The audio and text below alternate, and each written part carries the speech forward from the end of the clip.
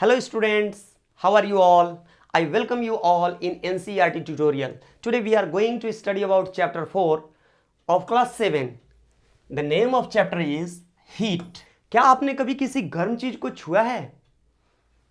जैसे चाय हम लोग पीते हैं ना, तो चाय के कप को आप लोग क्या कर सकते हैं, बाहर से कभी छू के देखें, या फिर कभी आप लोग बर्फ को हाथ में लेके देखें? जरूर देखे होंगे मेरे प्यारे बच्चों। तो आज हम लोग ये जो गर्म और ठंडा लगने की प्रक्रिया है ना, ये कैसे होता है और इसको हम लोग कैसे मेजर कर सकते हैं, हम लोग अपने बॉडी के टेम्परेचर को कैसे मेजर कर सकते हैं, और हमारे आसपास जो भी वस्तु है जो गर्म है या फिर बहुत ज़्यादा ठंडा है तो उसके टेम्परेचर को हम लोग कैसे मेजर कर सकते हैं, इसके संबंध में पढ़ेंगे। चलो आगे चल। Okay, let us start our chapter. In chapter 3 you learn that woolen cloths are made from animal fibers. In chapter 3 you have studied that woolen clothes are made up of fibers. हम लोग पढ़े हैं कि जो fibre होता है उसके दो सोर्स होते हैं, या तो एनिमल से हमें प्राप्त होता है या फिर हमें किससे प्राप्त होता है, प्लांट से प्राप्त होता है। ठीक है, you also know that cotton clothes are made from plant fibres. मैंने बताया। अब जो इसमें कॉटन क्लॉथ्स होते हैं उसके लिए जो फैब्रिक बनता है उसके लिए फाइबर कहाँ से आता है, प्लांट से आता है। कहाँ से आता है, प्लांट से। We wear woollen clothes during winter. देखो क्या होता है, ठंडे के दिनों में, विंटर सीजन में हम लोग कौन सा क्लॉथ पहनते हैं, हम लोग वुलन क्लॉथ्स पहनते हैं। कौन सा क्लॉथ पहनते हैं, हम लोग वुलन क्लॉथ्स पहनते हैं विंटर सीजन में। ठीक है। When it is cold outside ना, जब बाहर में बहुत सर्दी रहती है, woollen clothes keeps us warm. जो क्या होता है, वुलन क्लॉथ होता है हम लोगों को कैसा, गर्म रखता है। We prefer to wear light coloured cotton clothes when it is hot. और देखो जब गर्मी का सीजन होता है ना, हॉट वेदर होता है, उस समय हम लोग क्या करते हैं, कॉटन क्लॉथ्स पहनते हैं। ठीक है। This give us a feeling of coolness. गर्मी के दिनों में जब हम लोग कॉटन का क्लॉथ पहनते हैं तो उससे हम लोगों को ठंडी का अनुभव होता है। ऐसा क्यों होता है, कभी आप लोग सोचे हैं? ऐसा इसलिए होता है कि जो हम लोगों का पसीना होता है ना, वो क्या होता है कि पसीना इवेपोरेट जब होता है तो हम लोगों को ठंडक महसूस होने लगता है। चलो देखो, you might have wondered why particular types of clothes are suitable for a particular season. आप लोगों को आश्चर्य होता है कि सर हम लोग पर्टिकुलर सीजन में पर्टिकुलर क्लॉथ ही क्यों पहनते हैं। In winter you feel cold inside. क्या होता है कि जब ठंडी का सीजन होता है ना, तो आप लोग क्या करते हैं, भीतर से आप लोगों को ठंड लगते रहता है, ऐसे ऐसे ठिठुरते रहते हैं घर में।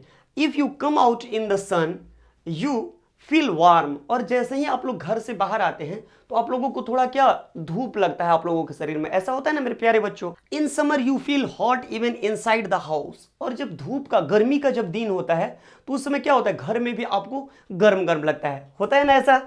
चलो आगे देखें। How do we know whether an object is hot और कोल्ड। ये जो गर्मी और ठंडी हम लोगों को लग रही है ना, इसको कैसे हम लोग जानते हैं कि कोई भी चीज गर्म है या ठंडा है। How do we find out how hot और कोल्ड एन ऑब्जेक्ट इज। हम लोग कैसे यह पता लगा सकते हैं कि कोई भी वस्तु कितना गर्म है या फिर कितना ठंडा है। In this chapter we shall try to seek answer to some of these questions. और ये जो चैप्टर है ना, इन्हीं तरह के प्रश्नों को हम लोग क्या करेंगे, इस चैप्टर के भीतर समझेंगे और जानेंगे। चलो आगे देखते हैं क्या है। Now we have another heading that is hot and cold. In our day to day life we come across a number of objects.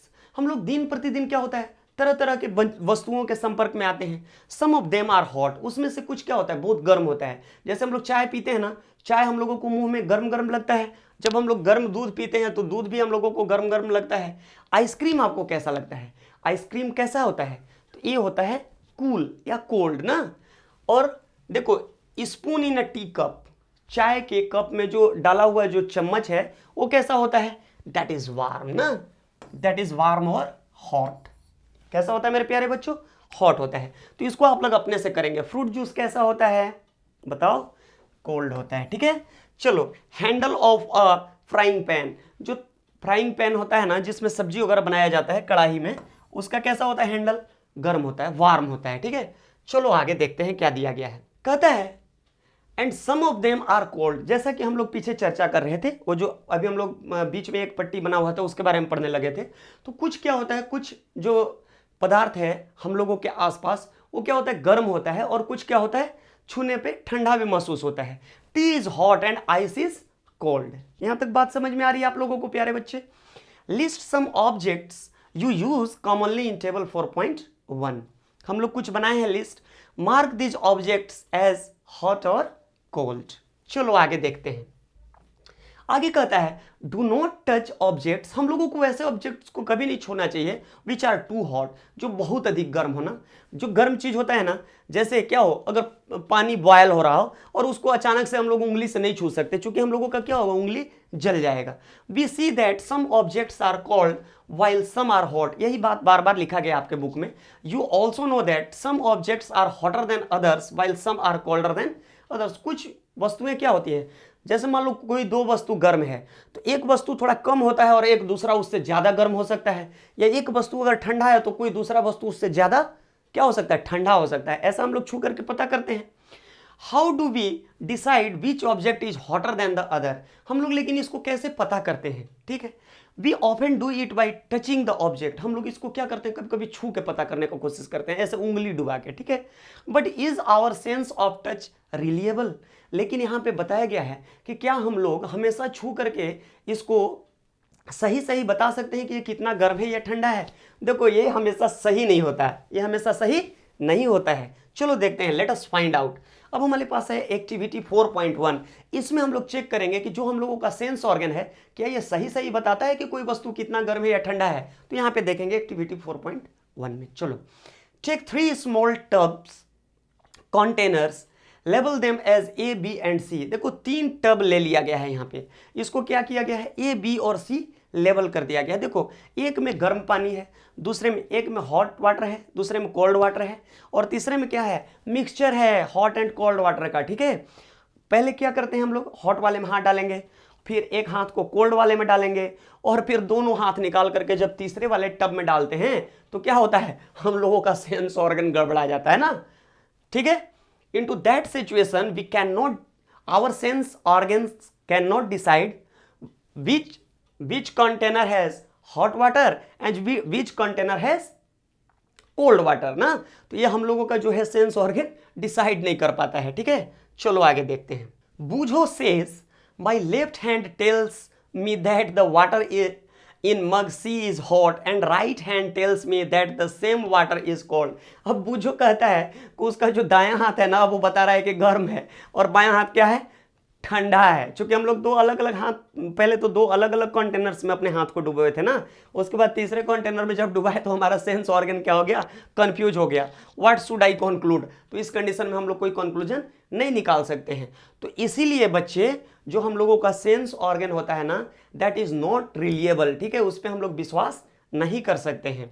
वो जो confusion shows that we cannot always rely on our sense of touch to decide whether an object is hot or cold। यहाँ तक clear है। चलो आगे देखें। Sometimes it may deceive us। कभी कभी हम लोगों का जो हम लोगों का सेंस ऑर्गन है ना, ये क्या करता है, हम लोगों को धोखा देता है।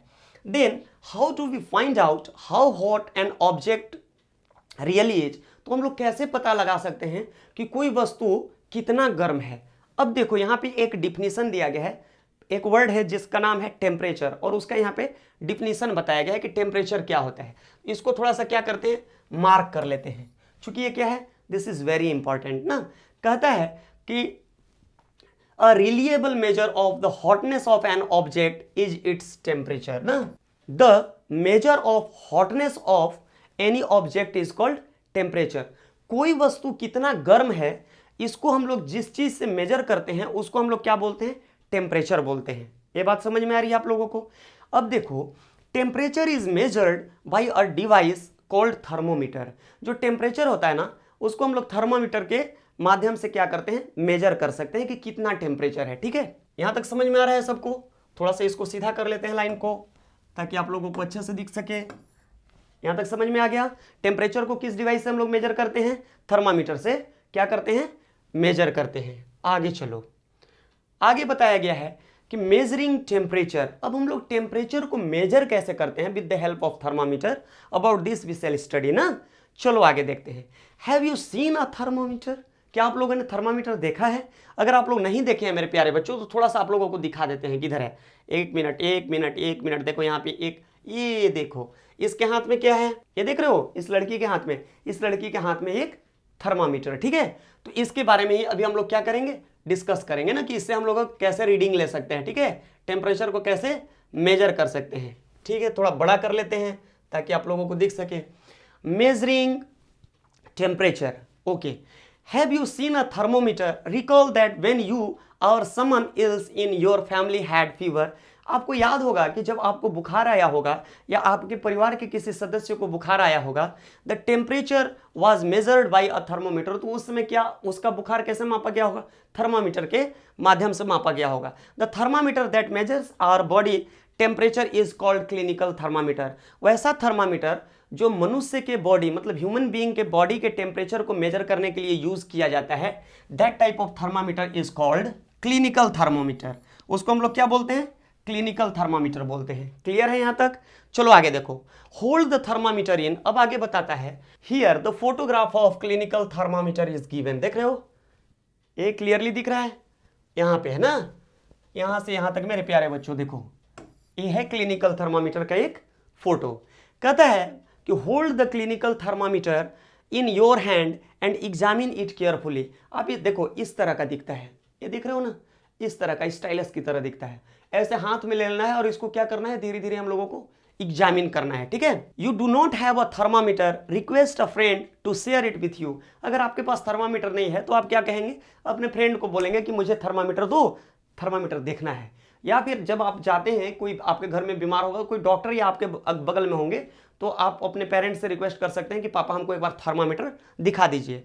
अ clinical thermometer looks like the one shown in figure 4.2। देखो क्लिनिकल थर्मामीटर ऐसा दिखता है ना। आगे चलो। अ clinical thermometer consists of a long narrow uniform glass tube. जो क्लिनिकल थर्मामीटर होता है उसमें एक लॉन्ग नैरो क्या होता है, ग्लास ट्यूब होता है, पतला सा ग्लास ट्यूब होता है ना। आगे देखो क्या है, it has bulb at one end, और उसका जो एक तरफ का देख रहे हो ना, इसमें जस्ट जैसा बुंडी है, जस्ट इसी तरह का उस पर भी एक बल्ब होता है एक साइड में, ठीक है। दिस बल्ब कॉन्टेंस मर्करी, और जो ये इधर वाला जो बल्ब है ना उसमें मर्करी क्या होता है, भरा हुआ रहता है, ठीक है। Outside the bulb small shining thread of mercury can be seen, और जो इस बल्ब के आउटसाइड में मर्करी जो है, चमकता हुआ मर्करी का एक पट्टी तुमको दिखाई देगा। इसको थोड़ा सा बड़ा मैं करके दिखाता हूं ताकि आप लोगों को दिखाई दे सके। देख रहे हैं, सबको दिखाई दे रहा है अच्छे से? चलो इसमें देखते हैं। देखो ये जो बड़ा सा दिख रहा है ना, this is a clinical thermometer, it has a narrow tube. अब तुम यहां पे देख सकते हो प्यारे बच्चे कि यहां से यहां तक क्या है, नैरो ट्यूब है, दिख रहा है। और इसका जो वन एंड है, एक किनारा जो है, यहां पे क्या है, एक यहां पे छोटा सा पॉइंट जैसा तुम लोगों को दिख रहा होगा, ठीक है। और इस जहां पे क्या भरा रहता है, क्या भरा रहता है, मरकरी भरा रहता है। और इस पे एक नैरो सा पट्टी दिख रहा है बीच में, यहाँ पे देखो एक ये वाला लाइनिंग दिख रहा होगा पहले, ये जो लाइनिंग है जो चमकीला वाला, इसमें भी क्या है, मरकरी की लाइनिंग लगी हुई है ना। इसी की अभी हम लोग क्या कर रहे हैं, चर्चा कर रहे हैं। चलो आगे देखो। If you do not see the mercury thread, अगर आप लोगों को ये मरकरी थ्रेड नहीं दिखाई दे रहा है तो आप लोग क्या करेंगे, rotate the thermometer a bit. तो हम लोग थर्मामीटर को थोड़ा सा ऐसे ऐसे ऐसे ऐसे घुमा करके रोटेट करके देखेंगे, ठीक है, bit till you see it. तो आप लोगों को वो चमकता हुआ लाइट में जब करके ऐसे देखोगे तो चमकीला धारी जैसा दिखेगा तुम लोगों को। द स्केल भी use is Celsius scale indicated by degree Celsius. देखो अब क्या है, you will also find a scale on the thermometer. अब देखो उस पर जैसे तुम लोग अपने स्केल यूज करते हो ना, क्या एक लाइन बनाने के लिए स्कूल में, तो उस पे क्या रहता है, सेंटीमीटर में लिखा रहता है ना, 1 सेंटीमीटर 2 सेंटीमीटर 3 सेंटीमीटर या मिलीमीटर में लिखा रहता है। ठीक इसी तरह से जो थर्मामीटर होता है, थर्मामीटर पे भी देखोगे तो एक स्केल बना हुआ रहता है, जब उसको ऐसे ऐसे करके देखोगे तो चमकेगा, ठीक है। ये क्या है स्केल भाई, द स्केल भी यूज इस सेल्सियस स्केल। थर्मामीटर में जो स्केल यूज होता है क्लिनिकल थर्मामीटर में, वो कौन सा स्केल होता है, B use is the Celsius scale ना, ये हमेशा ध्यान में रखना है, दिस इज वेरी इंपॉर्टेंट, ठीक है। इंडिकेटेड बाय डिग्री सेल्सियस, और इसको हम लोग किस चीज में इंडिकेट करते हैं, डिग्री का एक चीज लगाएंगे फिर सी लगा देंगे, डिग्री सेल्सियस इसको बोला जाता है ना। चलो आगे देखते हैं। Boojho wondered which of the two scales shown in figure 4.2 he should read, Paheli told him that India has adopted. अब देखो क्या है, वर्ल्ड के अलग अलग जगह पे अलग अलग स्केल्स का यूज होता है, मतलब नापने के लिए टेम्परेचर को। तो जो भारत देश है हमारा, भारत देश डिग्री सेल्सियस स्केल जो है उसको एडॉप्ट किया है ना। इस बात को हमेशा ध्यान में रखिएगा कि India has adopted the Celsius scale and we should read that scale, और हम लोगों को वही स्केल पढ़ना चाहिए। The other scale with the range, अब देखो 94 to 108 degrees is the Fahrenheit scale. अब देखो एक और स्केल है, ठीक है, इसका जो क्या होता है, रेंज कितना होता है, 94 to 108, ठीक है, डिग्रीज। इसको हम लोग किस में नापते हैं, इसको क्या बोलते हैं, इसको बोलते हैं फ़ारेनहाइट स्केल, ठीक है। ये जो फ़ारेनहाइट स्केल है इसको डिग्री के बाद एफ लगा देते हैं। यहाँ तक समझ में आ रही है बच्चे। It was in use earlier, यह पहले के ज़माने में क्या किया जाता था, यूज किया जाता था। अभी इसका उपयोग क्या हो गया है, कम हो गया है। चलो आगे देखो, आगे कहता है कि a clinical thermometer reads temperature from 35 degree Celsius to 42 degree Celsius. ये जो क्लिनिकल थर्मामीटर है ना, इसका जो रेंज है वो कहाँ से कहाँ तक है, इसका जो रेंज है वो है 35 डिग्री सेल्सियस से 42 डिग्री सेल्सियस के बीच में, ठीक है। इससे ना ये कम मेजर कर सकता है ना इससे ज़्यादा मेजर कर सकता है। ऐसा क्यों है, क्योंकि हम लोगों का जो बॉडी है ना, इसका जो टेम्परेचर होता है इसी दो टेम्परेचर के बीच में रहता है हमेशा, ठीक है, ना इससे कम ना इससे ज़्यादा। चलो आगे समझते हैं क्या दिया हुआ है। रीडिंग अ थर्मामीटर, एक थर्मामीटर को हम लोग कैसे पढ़ सकते हैं। मान लो कि कोई तुमको कहता है कि एक थर्मामीटर का रीडिंग लीजिए, तो उसको हम लोग कैसे पढ़ते हैं उसके बारे में भी बताया गया है कि रीडिंग लेने का तात्पर्य है कि थर्मामीटर का उपयोग हम लोग कैसे करते हैं। सीधा how can be use a thermometer ना। चलो देखो यहाँ पे थर्मोमीटर का कैसे हम लोग उपयोग करते हैं उसके बारे में थोड़ा सा समझते हैं। Let us learn how to read a thermometer. First note the temperature difference indicated between the two big marks. देखो क्या हो, उस पर क्या होता है, इस तरह से कुछ चिन्ह बने रहते हैं, छोटे मार्क्स होते हैं। तो इसको क्या करते हैं, बीच बीच में ऐसे होता है ना, डिग्री सेल्सियस में ये होता है, डिग्री सेल्सियस में बना होता है। तो जैसे यहाँ पे 32 लिखा हुआ है, फिर मान लो यहाँ पे 33 डिग्री सेल्सियस लिखा हुआ है, तो इसके बीच में थोड़ा कुछ बढ़ा होगा, जैसे 1 2 3 इस तरह से किया हुआ होगा। अरे बात समझ में। तो आगे बताता है कि first note the temperature difference indicated between the to bigger marks, also note down the number of the divisions, ठीक है। तो ये डिविजन्स जो उसके बीच में मार्क के बीच में बने होंगे उसको आप लोगों को क्या करना है, नोट डाउन कर लेना है। अब देखो उसको समझने से पहले थोड़ा सा इस बात को समझ लेते हैं, precautions to be observed by using a clinical thermometer, ठीक है। थर्मामीटर का जब हम लोग यूज करते हैं उससे पहले हम लोगों को किन किन बातों को ध्यान में रखना चाहिए। कहता है thermometer should be washed before and after use. जब हम लोग थर्मामीटर का यूज करते हैं तो यूज से पहले क्या करना चाहिए, उसको साफ कर लेना चाहिए अच्छे से। अब किस चीज़ से साफ करना चाहिए, उसको हम लोगों को एंटीसेप्टिक सॉल्यूशन में साफ कर लेना चाहिए। किस सॉल्यूशन से साफ करना चाहिए, एंटीसेप्टिक सॉल्यूशन से साफ कर लेना चाहिए पहले। क्लियर है यहाँ तक। आगे देखो, ensure that before use the mercury level is below 35 degree Celsius. और हमेशा ये ध्यान दीजिए कि थर्मामीटर में जो पारा है, मतलब जो मरकरी है, उसका लेवल क्या होना चाहिए, कितना, 35 डिग्री सेल्सियस से नीचे होना चाहिए ना।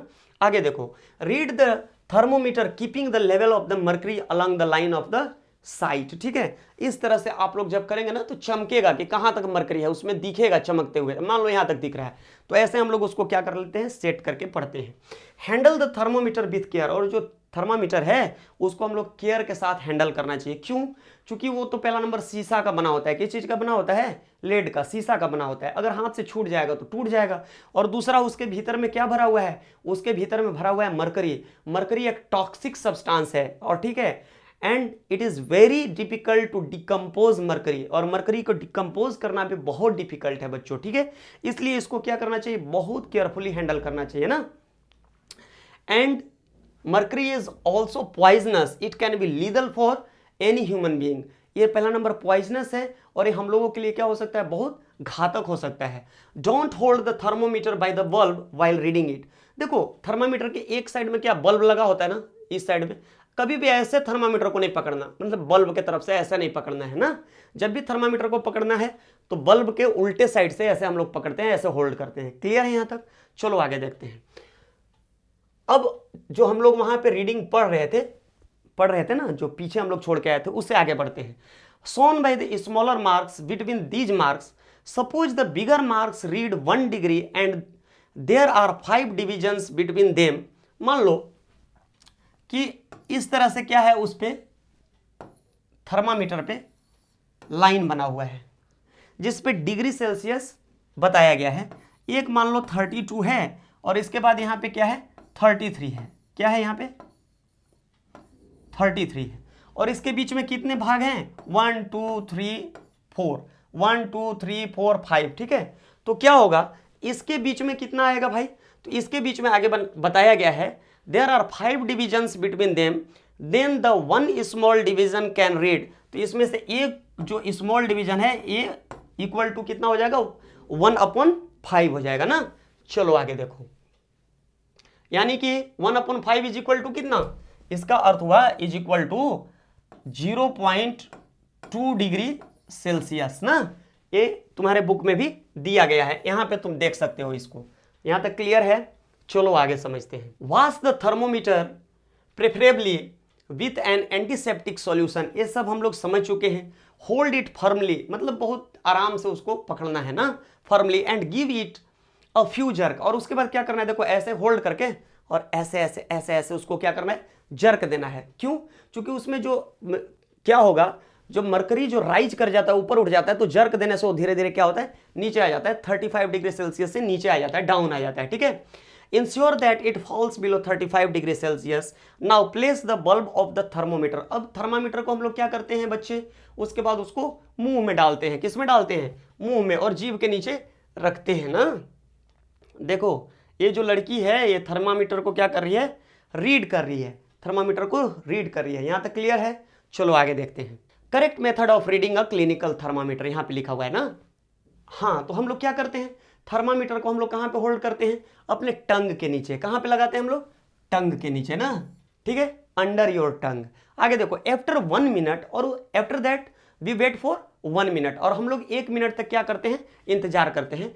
Take the thermometer out and note the reading, and after that we remove the thermometer and note the reading, ठीक है, या रीड द रीडिंग, ठीक है। उसके बाद हम लोग क्या करते हैं, रीडिंग लेते हैं। This is your body temperature, and यही जो तुम्हारा जो टेम्परेचर है जितना रीडिंग के बाद आया, that is your body temperature.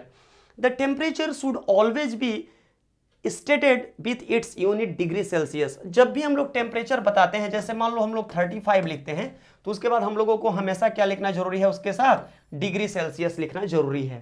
Clear है। आगे देखो, कहता है what did you record as your body temperature, ठीक है, what did you record as your body temperature. अब देखो यहां पे दिया हुआ है, एक आंसर बताया गया है इसका, क्या है, the normal temperature of human body is 37 degree Celsius. जो ह्यूमन बीइंग का जो बॉडी टेम्परेचर होता है ना, that is equal to 37 degree Celsius. Note that the temperature is stated with its unit ना, पहले भी बताया जा चुका है कि इसको हमेशा इसके यूनिट के साथ दिखाना चाहिए। अब देखो यहाँ पे एक पहली क्वेश्चन पूछ रही है। नाउ पहली इज आस्किंग अ क्वेश्चन, पहली मेजर्ड हर बॉडी टेम्परेचर, सी गॉट वरीड, और वो क्या करी, उसने अपने बॉडी का टेम्परेचर लिया पहली ने, और वो क्या है, चिंतित है।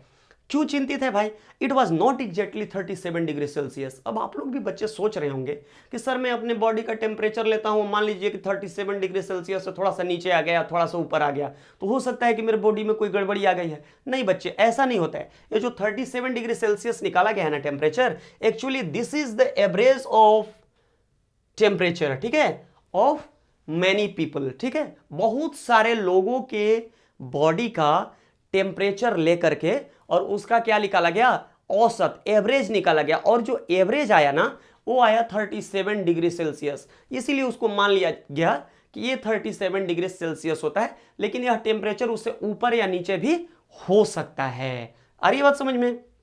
आगे देखो, measure the body temperature of some of your friends at least 10 with a thermometer, ठीक है। आप लोगों को क्या करना है, अपने 10 दोस्तों का बॉडी टेम्परेचर मेजर करना है ना। हाँ, तो आपको क्या करना है, आपको अपने 10 दोस्तों का बॉडी टेम्परेचर क्या करना है, मेजर करना है। किसके माध्यम से करेंगे, with the help of clinical thermometer, ठीक है।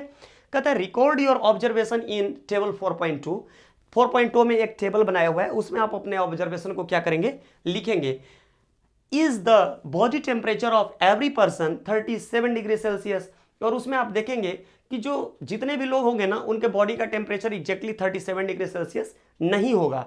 The temperature of every person may not be 37 degree Celsius, as I have already said it could be slightly higher or slightly lower. ये क्या हो सकता है, थोड़ा ऊपर या थोड़ा नीचे हो सकता है। Actually what we call normal temperature is the average body temperature of a large number of healthy person. मैं पहले ही बता चुका हूं कि ये क्या होता है, एवरेज बॉडी टेम्परेचर होता है ना। इसमें क्या किया जाता है, लार्ज नंबर ऑफ पर्सन जो होते हैं उनके बॉडी का क्या किया जाता है, टेम्परेचर ले लिया जाता है और उसके बाद उनका एक एवरेज निकाल करके इसको लिखा जाता है। आगे समझते हैं। The clinical thermometer is designed to measure the temperature of human body only. जो क्लिनिकल थर्मोमीटर होता है ना, उसका इस तरह से डिजाइन तैयार किया गया है कि इससे सिर्फ ह्यूमन बीइंग का टेम्परेचर मेजर किया जा सकता है और किसी दूसरे चीज का नहीं किया जा सकता है।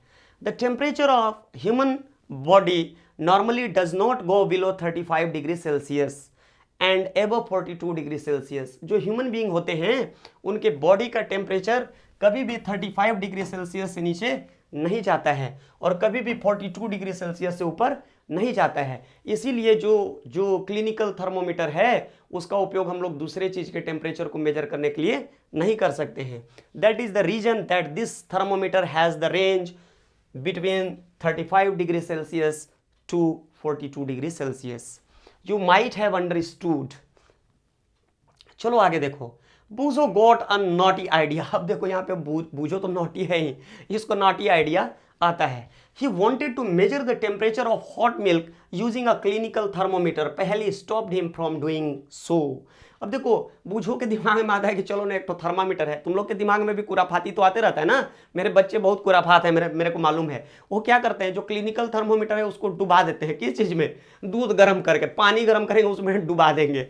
ठीक है, तो ऐसे तुम लोगों को डीप नहीं करना है। तो क्या नहीं करना चाहिए हम लोगों को, कि जो क्या है क्लिनिकल थर्मामीटर है उसको हम लोगों को क्या नहीं करना चाहिए, उबलते हुए पानी में नहीं डुबाना चाहिए, या फिर क्या नहीं करना चाहिए, उसको धूप में, जैसे देखो यहाँ पे लिखा गया है, also avoid keeping the thermometer in the sun or near the flame. हम लोगों को सूर्य के प्रकाश में उसको डायरेक्ट नहीं रखना चाहिए और साथ ही साथ आग के पास उसको नहीं रखना चाहिए, नहीं तो फिर क्या हो सकता है, इट में ब्रेक। ये जो क्लिनिकल थर्मामीटर है ये ब्रेक हो जाएगा, मतलब टूट जाएगा। ठीक है, चलो आगे हम लोग पढ़ते हैं एक दूसरे तरह के थर्मामीटर के बारे में, that is laboratory thermometer.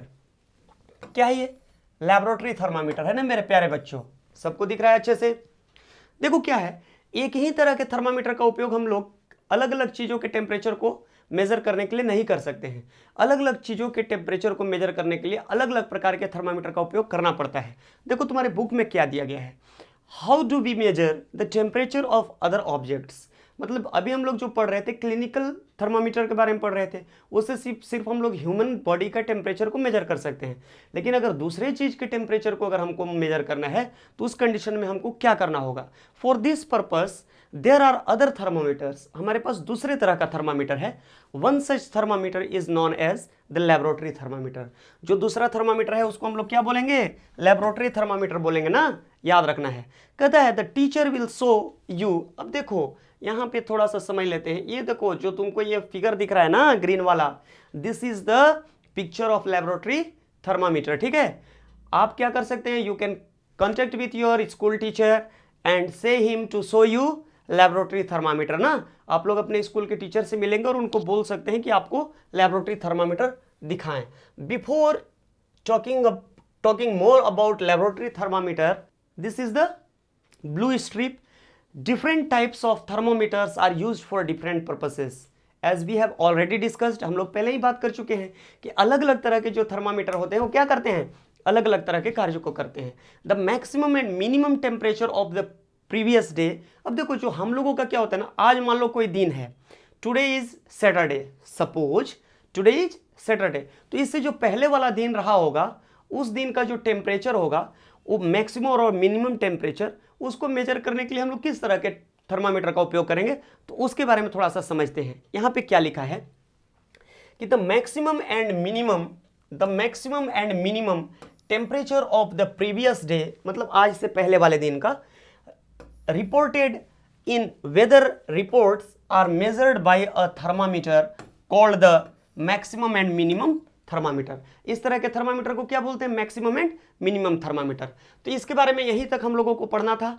Once again we are going to start our discussion about laboratory thermometer ना. हम लोग फिर से वहीं पे वापस लौटते हैं. कहता है कि look at it carefully and note the highest and the lowest temperature it can measure. हम लोग किसकी बात कर रहे हैं? लैबोरेटरी थर्मामीटर की बात कर रहे हैं. अगर आपको वो मिल जाए कहीं से, लैब में अगर आपके पास होगा, तो आप क्या देखिएगा कि उसका जो हाईएस्ट टेम्परेचर है और लोएस्ट टेम्परेचर है जिसको मेजर कर सकता है, उसके रेंज को थोड़ा ध्यान से देखिएगा.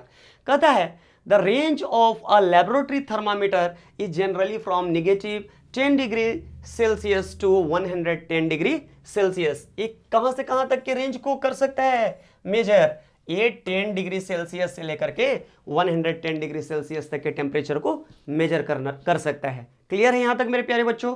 चलो आगे देखते हैं, चलो आगे समझते हैं. Also, as you did in the case of the clinical thermometer, find out how much a small division on this thermometer reads. ठीक है, अब देखो जैसा कि हम लोग क्लिनिकल थर्मामीटर में किए थे, उसमें क्या था? स्मॉल डिविजन्स बने थे ना. जैसे मान लो 35 डिग्री सेल्सियस दिया और उसके बाद 36 डिग्री सेल्सियस दिया है और उसके बीच में 5 गैप्स बने हुए हैं. तो इसका अर्थ क्या हुआ कि यानी वो 0.2 डिग्री सेल्सियस को एक छोटा सा जो गैप है वो क्या कर रहा है? रिप्रेजेंट कर रहा है. जैसे मान लो इस तरह से है, यहाँ पे लिखा हुआ है, मान लो कुछ भी लिखा हुआ है, 98 डिग्री सेल्सियस लिखा हुआ है और यहाँ पे लिखा हुआ है 99 डिग्री सेल्सियस. ठीक है, और इसके बीच में मान लो कि 5 गैप्स बने हुए हैं, 5 गैप्स हैं. तो इसमें से एक जो छोटा बड़ा टुकड़ा है ना, ये क्या शो कर रहा है? It is showing 0.2 degree Celsius. Is it clear? Any problem? चलो आगे देखते हैं. तो यहां तक है ना. Let us now learn how this thermometer is used. चलो इसके बारे में थोड़ा सा पढ़ते हैं कि यह थर्मामीटर कैसे यूज किया जाता है. किसके बारे में हम लोग बात कर रहे हैं? We are talking about laboratory thermometer ना. Take some tap water in the beaker or mug. देखो हम लोग नल से थोड़ा सा एक मग में या फिर एक छोटा सा बर्तन में क्या करते हैं? पानी ले लेते हैं. Dip the thermometer in water so that the bulb is immersed in water but does not touch the bottom over the side of the container. देखो क्या करते हैं कि एक मग्गा में हम लोग पानी लेकर के और उसमें क्या करते हैं? थर्मामीटर को ऐसे करके डुबो देते हैं. लेकिन वहां पे एक चीज ध्यान रखना है. क्या ध्यान रखना है? कि आप क्या करेंगे कि वो जो थर्मामीटर है वो नीचे में नहीं सटना चाहिए. जैसे ऐसे है ना, तो इसके तलछट्टी में ऐसे सटना नहीं चाहिए, या अगल बगल दीवार में भी, दीवार जो होता है उसमें भी सटना नहीं चाहिए. ये तुम लोग क्या करोगे? ध्यान रखोगे. Hold the thermometer vertically. Vertically मतलब ऐसे सीधा खड़ा रखना है ना, ऐसे ऐसे 90 डिग्री के कोण पे सीधा खड़ा रखना है. Observe the movement of mercury in the thermometer. और उसके बाद क्या करना है? ये जो थर्मामीटर है इसमें मरकरी के मूवमेंट को देखना है कि कैसे ऊपर चढ़ रहा है ना. Wait till the mercury thread becomes steady. ठीक है, और तब थ्रेड को देखिए जब थ्रेड क्या हो जाए? चलना शुरू करे, ऊपर की ओर बढ़ना शुरू करे ना. You can see here how this student is measuring the temperature here in a beaker ना. आप देख रहे हैं ये जो इसमें क्या किया है? एकदम वर्टिकली डाला है ना, यहाँ पे दिख रहा होगा आप लोगों को. तो इस तरह से आप लोग भी जब करेंगे लैबोरेटरी थर्मामीटर का यूज, तो इसी तरह से आप लोग टेम्परेचर को क्या करेंगे? मेजर करेंगे. चलिए आगे देखिए. What is given year in blue strip ना. ये जो ब्लू वाला जो स्ट्रिप दिख रहा है इस पे क्या दिया हुआ है? In addition to the precaution to be taken while reading a clinical thermometer the laboratory thermometer. ठीक है, इसमें क्या कॉशन रखना है? Should be kept upright not tilted. सबसे पहले इसको सीधा रखना है, कभी भी टेढ़ा नहीं रखना है, पहला कॉशन है. दूसरा, bulb should be surrounded from all side by the substance of which the temperature is to be measured. और उसका जो नीचे वाला बल्ब है ना, इसको क्या करेंगे? इस तरह से डुबा करके रखेंगे जिसका हमको टेम्परेचर मेजर करना है, उसमें अच्छे से डुबो कर रखेंगे. पहली. दूसरी बात, the bulb should not touch the surface of the container. और ये जो बल्ब है इसको कंटेनर के किसी भी दीवार को टच नहीं करना चाहिए. अब देखो आगे क्या दिया हुआ है. थोड़ा सा इसको बड़ा कर लेते हैं ताकि तुम लोगों को अच्छे से दिखे. नोट द रीडिंग, और उसके बाद आप लोगों को रीडिंग लेना है। This is the temperature of water at that time. उस समय जो जैसे जो पानी हम लोग लिए थे ना नल से, तो उसका हम लोग क्या कर रहे हैं, मेजरमेंट कर रहे हैं। तो जो पानी का टेम्परेचर होगा उस समय तुमको टेम्परेचर मिल जाएगा, जब इस तरह से तुम क्या करोगे, मेजर करोगे। Compare the temperature of water recorded by each student in the class. अब मान लो suppose that there are 30 students in your classroom and all of them are measuring the temperature of water at a time, तो क्या होगा, सबका the record of each and every student will differ. तो सारे जितने भी स्टूडेंट हैं उनका क्या होगा, रिकॉर्ड अलग अलग आएगा ना, आएगा ना मेरे प्यारे बच्चों। ये होता है, तो ये मेजरमेंट कहलाता है, ठीक है। Boojho now understand why clinical thermometer can not be used to measure high temperatures, ठीक है। अब कहता है कि बूझो, अब समझ गया है कि क्लिनिकल थर्मामीटर का उपयोग हम लोग हाई टेम्परेचर को मेजर करने के लिए क्यों नहीं कर सकते हैं, बट स्टिल वंडर्स, लेकिन अब भी वो क्या है, उसके मन में आश्चर्य है, whether a laboratory thermometer can be use to measure his body temperature. लेकिन उसके मन में अभी भी एक प्रश्न कौंध रहा है, क्या कि क्या जो ये लेबोरेटरी थर्मामीटर है, क्या इससे हम लोग अपने बॉडी के टेम्परेचर को मेजर कर सकते हैं। देखो हम लोग उससे अपने बॉडी का टेम्परेचर मेजर नहीं कर सकते हैं, नहीं कर सकते हैं। क्यों नहीं कर सकते हैं, थोड़ा सा इसके बारे में भी हम लोग क्या करेंगे, समझेंगे ना, कि obviously it is not convenient to use the laboratory thermometer for this purpose. हम लोग अपने बॉडी के टेम्परेचर को मेजर करने के लिए किसका, लैबोरेटरी थर्मामीटर का कभी भी उपयोग नहीं कर सकते हैं। Why does the mercury not fall or rise in a clinical thermometer when taken out of the mouth. देखो सबसे पहले एक बात समझ लो, जो क्या होता है, जो क्लिनिकल थर्मामीटर होता है ना, उसके नीचे में जहां पे बल्ब लगा होता है उस जगह एक देखो कि छोटा सा ऐसे टेढ़ा सा रहता है। कैसे रहता है, इस तरह का देखना ना, इस तरह का स्ट्रक्चर ऐसे लगे, ऐसे ऐसे टेढ़ा सा रहता है। ये जो टेढ़ा सा स्ट्रक्चर होता है ना, इसको हम लोग जो बोलते हैं किंक बोलते हैं। इसको क्या बोलते हैं, किंक बोलते हैं। अरे बात समझ में। तो क्या होता है कि ऊपर से मरकरी नीचे वो किंक के चलते जा ही नहीं पाता है, किसमें, क्लिनिकल थर्मामीटर में। लेकिन जो लेबोरेटरी थर्मामीटर होता है ना, उसमें ये क्या होता है, किंक होता ही नहीं है। तो क्या होता है, टेम्परेचर राइज करेगा, लेकिन जैसे ही उसको हम लोग निकालेंगे बाहर ना किसी लिक्विड से, तो क्या होगा, टेम्परेचर तुरंत से फॉल कर जाएगा, सडनली नीचे गिर जाएगा। इसीलिए उससे हम लोग अपने बॉडी का टेम्परेचर मेजर नहीं कर सकते हैं। आप लोग समझ गए होंगे मेरे प्यारे बच्चों। चलिए आगे देखते हैं। कहता है what is the use of the kink. यही जो किंक है इसका क्या यूज है, it prevents mercury level from falling on it's on. ये क्या करता है, मरकरी के लेवल को नीचे नहीं गिरने देता है ना। आगे देखो, कहता है अब एक और बात है, यहाँ पे देख रहे हो ना ब्लू कलर का स्ट्रिप है, तो इसमें पर्पल कलर का है थोड़ा सा ना। चलो इसमें देखते हैं। There is a lot of concern over the use of mercury in thermometers. पहले ही हम आप लोगों को बताएं कि थर्मामीटर में जो मर्करी यूज होता है that is highly toxic and as well as mercury is toxic substance and is very difficult to dispose of.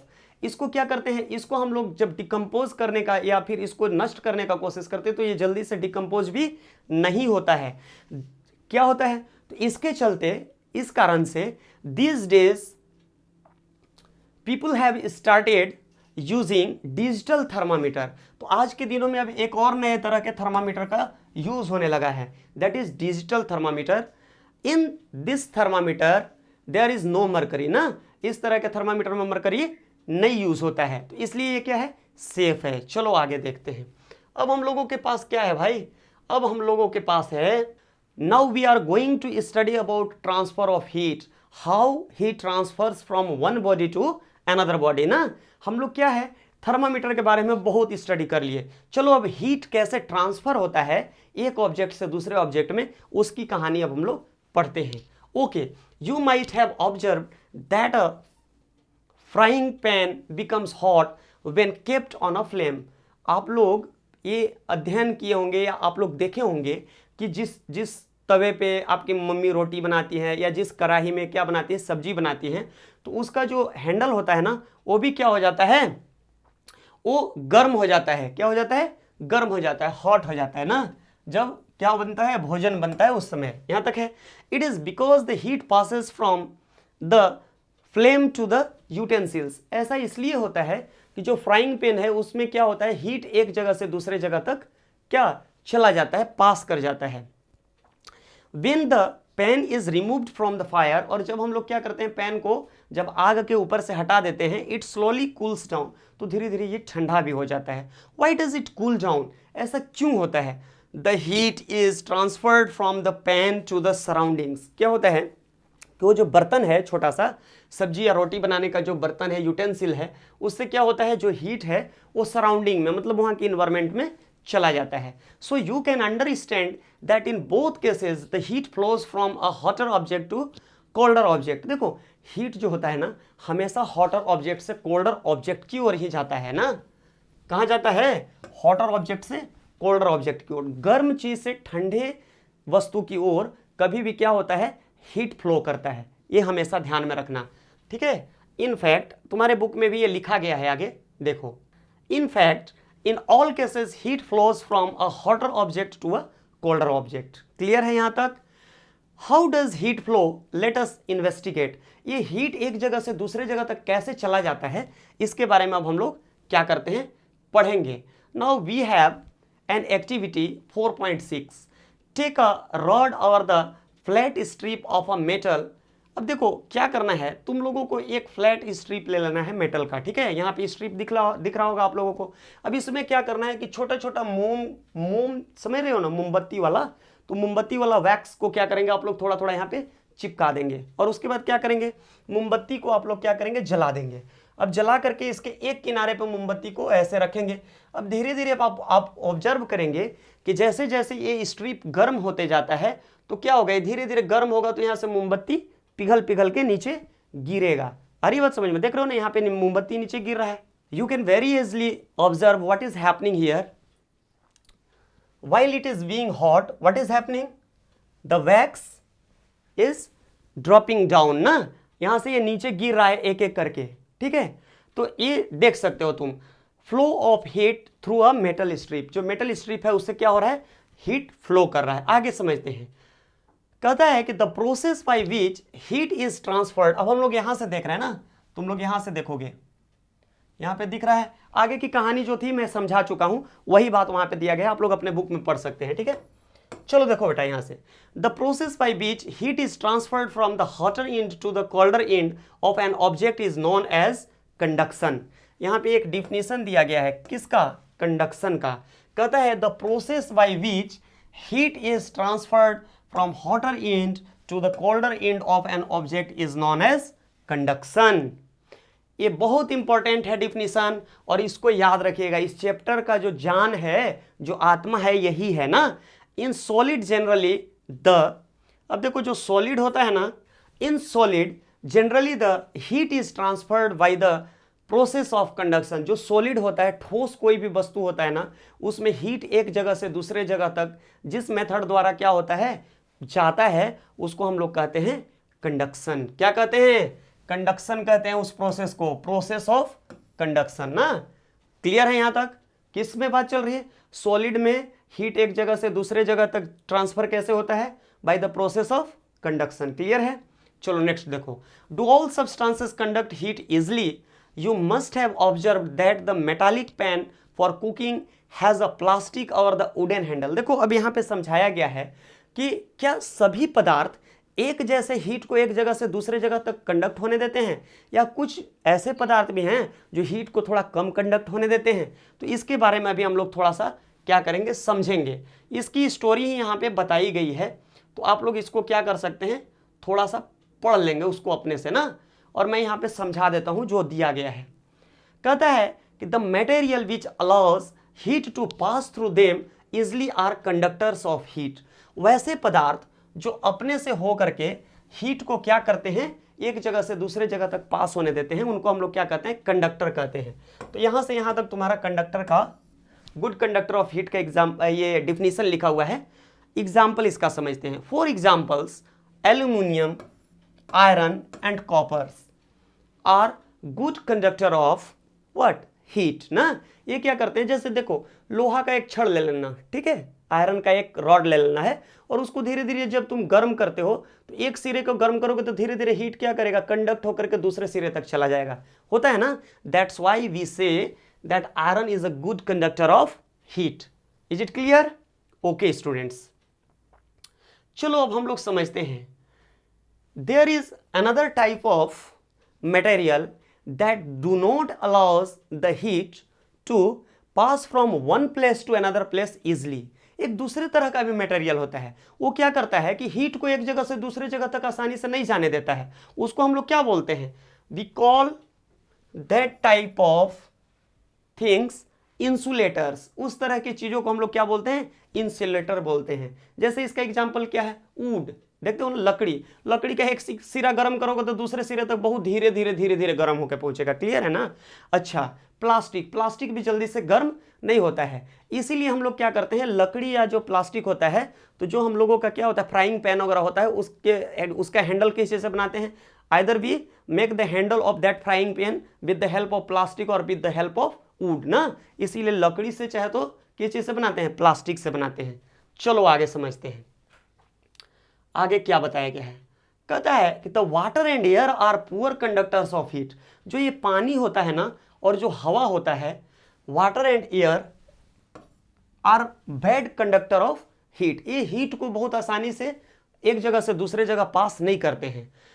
Then उस अवस्था में how does the heat transfer take place in these substances. मतलब अब किसका, ठोस में तो हम लोग समझ गए, सॉलिड में समझ गए कि भाई क्या है, कंडक्शन के द्वारा एक जगह से दूसरे जगह तक हीट ट्रांसफर हो जाता है। But what about liquids and gases, how do they transfer the heat from one place to another place. तो इसका हम लोग अभी आंसर समझेंगे क्या होता है। Take a round bottom flask. अब आपको देखो यहाँ पे एक समझाया गया है एग्जाम्पल दे करके, ठीक है। कहा गया है कि आपको एक राउंड बॉटम फ्लास्क ले लेना है, फिल इट 2/3 विथ वाटर, और इसका क्या करना है, 2/3 हिस्सा जो है पानी से भर देना है। Place it on a tripod, और उसके बाद ट्राइपॉड पे इसको रख देना है। और make some arrangement to place the flask in such a way that you can heat it by placing a candle below it. और उसके बाद उसको धीरे धीरे क्या करना है, गर्म करना है। क्या करना है, गर्म करना है। Bunsen, with the help of Bunsen burner you can also heat that flask ना। Wait till the water in the flask is still, और तब तक आप लोग उसका क्या करेंगे, वेट करेंगे जब तक वो क्या है, रुका हुआ है फ्लास्क में जो पानी है। Place a crystal of potassium permanganate at the bottom of the flask gently using a straw. अब देखो क्या करना है, उसमें जो फ्लास्क है उसमें पोटेशियम परमैंगनेट डाल देना है, आ रही बात समझ में, और उसके बाद उसको धीरे धीरे ऐसे ऐसे हिला देना है ना, ठीक है। Now heat the water by placing the candle just below the crystal. अब क्रिस्टल के नीचे क्या करना है, एक तो कैंडल लगा देना और धीरे धीरे उसको गर्म करना है और देखना है क्या होता है। Right your observation in your notebook and also draw the picture of what you observe. और उसके बाद आप लोगों को क्या करना है, एक पिक्चर बनाना है कि क्या आप लोगों ने ऑब्जर्व किया। यहां तक समझ में आ गया। देन वाटर, अब देखो इस क्या आप लोगों ने ऑब्जर्व किया, या तो एनसीईआरटी पहला ही लिख देता है, तो थोड़ा सा इसको समझते हैं। ओके, क्या आप लोगों ने, when water is heated the water near the flame gets hot। देखो जब भी एक पॉट होता है, थोड़ा सा इसको मैं ड्रॉ करके आपको दिखाता हूं ना क्या होता है। देखो हम लोगों के पास मान लो एक इस तरह का पॉट है, और इसको हम लोग किस पे रख दिए हैं, इसको इस तरह वाले पे रख दिए हैं, इस तरह से रख दिए हैं, ठीक है। अब ये क्या कर रहे हैं, इसको हम लोग धीरे धीरे गर्म कर रहे हैं। यहाँ पे मान लीजिए कि कोई पानी भरा हुआ है, तो इसको जब गर्म करोगे तो क्या होगा, सबसे पहले इसके बॉटम वाला क्षेत्र जो होगा, बॉटम वाला एरिया, वो धीरे धीरे हॉट होगा, गर्म होगा। और ये क्या होगा, ये गर्म होकर के the water of the bottom area will start running in upper direction, it will go in upper direction, और ये धीरे धीरे कहाँ जाएगा, ऊपर की ओर जाने लगेगा। और जो ये जो ऊपर में चला गया, तो जो ठंडा पानी है, the cold water will take the place of this hot water, और चारों तरफ से अब ठंडा वाला जो पानी है वो सब कहाँ आएगा, फिर नीचे आ जाएगा। और यही प्रक्रिया बार बार चलते रहेगा। इट क्रिएट्स अ साइकिल ना। This is the process through which heat is transferred in liquid and gas. Okay, चलो अब इसको समझते हैं थोड़ा सा, तुम्हारे बुक में क्या समझाया गया है ना, थोड़ा सा इसको अभी हम लोग समझते हैं। यहाँ पे देखो एक ट्राइपॉड है, इस ट्राइपॉड में क्या है, एक स्टोव यहाँ पे चल रहा है, ये वाटर है, यहाँ जो नीचे वाला the thing which is given in the bottom, यहाँ से क्या होगा, ये गर्म होकर के धीरे धीरे कहाँ जा रहा है, ऊपर की ओर जा रहा है। और जो साइड वाले हैं, साइड वाले भाई साहब जो हैं, ये सब क्या हैं, जब हॉट होकर के वाटर ऊपर उठेगा तो अगल बगल का जो पानी है उसका गर्म वाले वाटर का स्थान लेने के लिए नीचे में आ जाते हैं। तो यहां तक आप लोगों को बात अच्छे से समझ में आ गया होगा। अब ये जो मेथड है, ये जो पूरा मेथड है, इसका क्या नाम ले रखा गया है, इसको बोलते हैं convection of heat in water. क्या बोलते हैं? Convection of heat in water. यहां तक क्लियर है? तो वाटर में कैसे हीट ट्रांसफर होता है एक जगह से दूसरी जगह से? तो ये कन्वेक्शन के माध्यम से होता है। किसके माध्यम से? कन्वेक्शन के माध्यम से। याद रखोगे हमेशा, ये बहुत इंपॉर्टेंट है। चलो आगे देखो। Now we have understood that the heat moves in water with a process that is known as convection. तो उस प्रोसेस को हम लोग क्या कहते हैं? कन्वेक्शन कहते हैं। What about the air? अब एयर के बारे में थोड़ा समझते हैं क्या होता है। How does the heat travel in air? जो एयर है उसमें हीट कैसे ट्रेवल करता है? In which direction does the smoke go? कभी कभी देखते हो ना स्मोक किस डायरेक्शन में जाता है, इसके बारे में थोड़ा सा समझ लेते हैं कि कैसे एयर में हीट ट्रेवल करता है। The air near the heat source gets hot and rises. देखो तुम लोग देखोगे ना, हवा जहां पे गर्म होता है ना, तो हवा का एक खासियत होता है कि गर्म होने के बाद हवा कहां होता है? ऊपर की ओर उठता है। जैसे तुम एक अगरबत्ती जलाना अपने घर में, ठीक है, अगरबत्ती का जो निकलेगा ना धुआं, उसको देखोगे कि ऊपर की ओर सीधा जा रहा है, जाता है ना। तो किसी भी गर्म हवा का एक क्या होता है, एक विशेषता होता है कि वो हमेशा ऊपर की ओर राइज करता है ना, अपर डायरेक्शन में। और क्या होता है, अगल बगल से जो ठंडा हवा है उसका जगह लेने के लिए कहां पे आ जाएगा? उसकी जगह पे आ जाएगा जहां से हवा गर्म होकर के उठा है। तो इस तरह से जो एयर है उसमें हीट ट्रेवल करता है, ठीक है। और जो एयर है उसमें भी हीट कैसे ट्रेवल करता है? With the same process, convection. उसका भी क्या नाम है? कन्वेक्शन नाम है ना। अब यहां तक बात आप लोगों को समझ में आ गई होगी अच्छे से। चलो see here what is written, transfer of heat by convection in air. तो जो एयर है, एयर में भी हीट कैसे ट्रांसफर होता है? With the help of convection. अब आप लोगों को यहां तक क्लियर हो गया मेरे प्यारे बच्चों। आगे पढ़ते हैं क्या दिया गया है तुम्हारे बुक में। कहता है कि the people living in the coastal areas experience an interesting phenomenon. जो समुद्र के किनारे रहने वाले लोग हैं ना, वो एक इंटरेस्टिंग फेनोमेनन को क्या करते हैं? अनुभव करते हैं। क्या होता है? During the day the land gets heated faster than the water. देखो जो समुद्र के किनारे की जगह, तो समुद्र का पानी तो ठंडा होता है, और जो समुद्र के किनारे जो लोग रहते हैं उनके घर के पास क्या होता है? दिन में गर्मी होती है। तो क्या होता है कि the air over the land becomes hotter and rises up. जो जमीन है, मतलब जिधर लोगों का घर है, वहां पे हवा गर्म हो जाता है धूप के दिनों में, और वो ऊपर उठता है। और उस जगह को, जो हवा जहां से ऊपर उठा, उसको लेने के लिए क्या होता है? समुद्र की तरफ से जो हवा है वो उसके घर की तरफ आता है। अब देखो, the cooler air from the sea rushes in towards the land to take its place. ठीक है, कहता है the warm air from the land moves toward the sea to complete the cycle. और इसी तरह से जो गर्म हवा है लैंड के तरफ से किधर जाता है? समुद्र की ओर दौड़ता है। ठीक है, the air from the sea is called the sea breeze. और जो समुद्र की तरफ से जो हवा आ रही है, ठंडी ठंडी वाली हवा आ रही है, उसको हम लोग क्या बोलते हैं? उसको हम लोग बोलते हैं sea breeze. To receive the cooler sea breeze, देखो ठंडी हवा पाने के लिए क्या करते हैं? समुद्र के किनारे जो लोग होते हैं रहने वाले, उनके घरों की खिड़कियां किधर होती हैं? सी के डायरेक्शन में, समुद्र के डायरेक्शन में होती है ना। आगे देखो, at night it is exactly the reverse. और रात में जस्ट इसका उल्टा हो जाता है, दिन का जस्ट उल्टा रात में हो जाता है। रात में क्या होता है? The water cools down more slowly than the land. जो पानी है वो धीरे धीरे ठंडा होता है, और जो धरती वाला जगह है ना, जहां पे लोगों का घर है समुद्र के किनारे, वो जल्दी ठंडा हो जाता है। तो इस कंडीशन में क्या होता है? So the cool air from the land moves toward the sea. तो जो ठंडी हवा है धरती से ही समुद्र की ओर जाने लगता है। This is called the land breeze. इसको हम लोग किस नाम से जानते हैं? लैंड ब्रिज के नाम से जानते हैं। यहां तक आप लोग बात को समझ गए मेरे प्यारे बच्चों। चलो, when we come out in the sun we feel warm. How does the heat from the sun reach us? देखो जब हम लोग सूर्य के प्रकाश में आते हैं ना, तो हम लोगों को थोड़ा सा क्या लगता है? गर्म अनुभव होता है ना। कहता है कि सूर्य का जो प्रकाश है, how does the heat from the sun reach us, वो हम लोगों तक, उसका जो गर्मी है सूर्य का प्रकाश का, हम लोगों तक कैसे पहुंचता है, इसके बारे में समझते हैं। It can not reach us bye conduction और कन्वेक्शन। जो सूर्य का प्रकाश है उसकी गर्मी हम लोगों तक कंडक्शन और कन्वेक्शन के माध्यम से नहीं पहुंच सकता है। समझ रहे हो? तो कौन सा मेथड है जिससे हम लोगों तक सूर्य का प्रकाश पहुंचता है? That is radiation. वो जो मेथड है उसको हम लोग क्या बोलते हैं? रेडिएशन बोलते हैं ना। चलो आगे देखो, is this line visible to you all? चलो यहां से देखो, the from the sun the heat comes to us by another process known as radiation.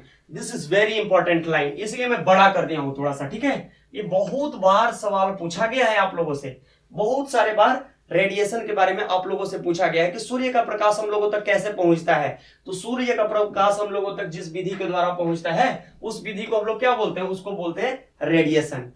अब चलो आगे थोड़ा पढ़ने से पहले पीछे एक बार घूमते हैं। क्यों घूमते हैं? क्योंकि यहाँ पे देखो 2-3 फोटो दिया गया है ना, 2-3 फोटो दिया गया है। इस फोटो को थोड़ा सा समझते हैं। देखो ये समुद्र के किनारे वाला घर है, एक घर की खिड़की किधर है, समुद्र की ओर है, ठीक है। अब क्या होता है, यहाँ पे जो गर्म हवा है जब क्या होता है वो ऊपर उठता है तो समुद्र की तरफ से ठंडी हवा किधर जाती है, घर की ओर जाती है। यहाँ क्लियरली दिख रहा है ना। इस तरह के जो ब्रिज होते हैं इनको हम लोग बोलते हैं सी ब्रिज। क्या बोलते हैं? सी ब्रिज। पढ़े थे ना अभी।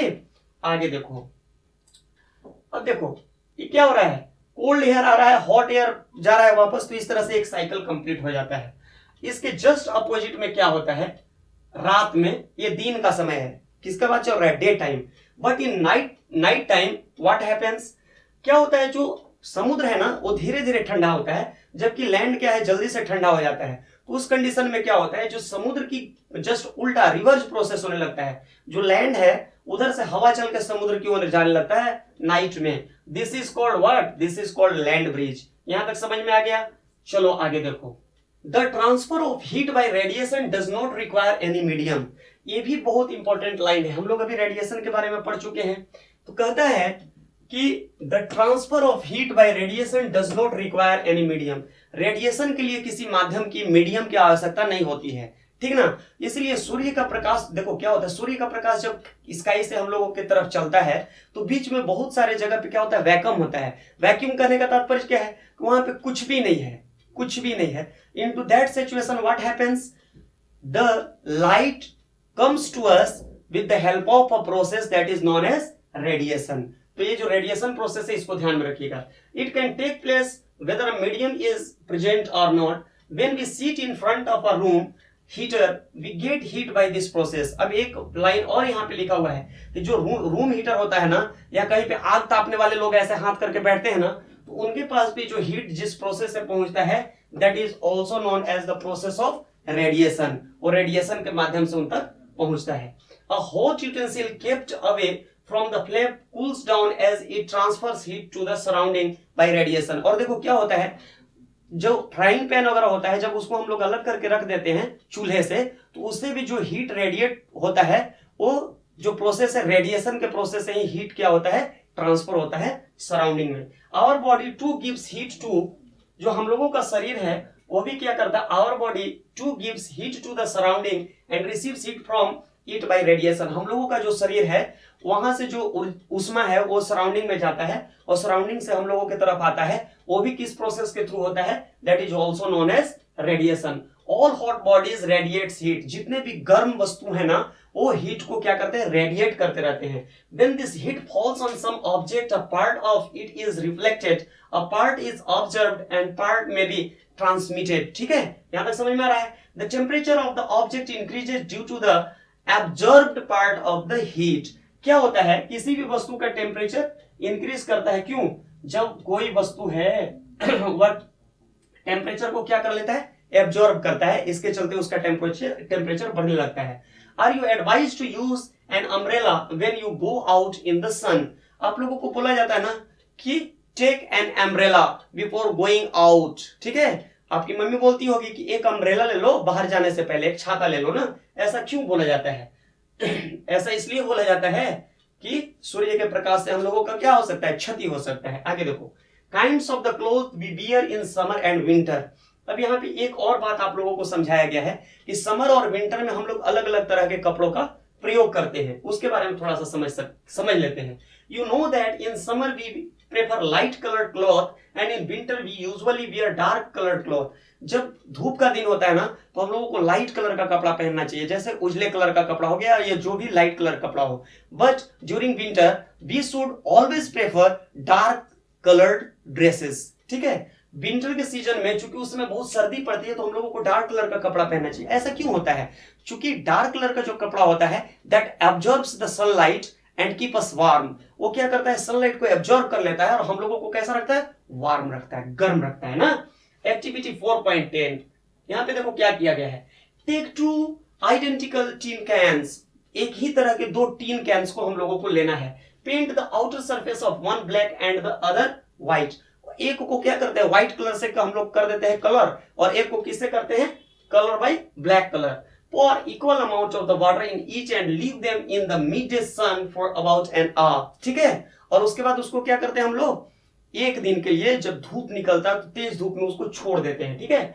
Measure the temperature of water in both the cans. After that what we do, we measure the temperature of both the cans and we observe that there is a difference between the temperature of these two cans. Do you find any difference? Yes, we find ना। चलो आगे देखते हैं आगे क्या बताएगा। देखो वही फिगर तुम्हारे पास यहां दिखाया गया है, दो containers with black and the white surface ना। चलो ऐसा क्यों हुआ, आप इसका उत्तर कहां पे कमेंट करके मुझे बताएंगे, ठीक है, कि ऐसा क्यों हो रहा है, ठीक है।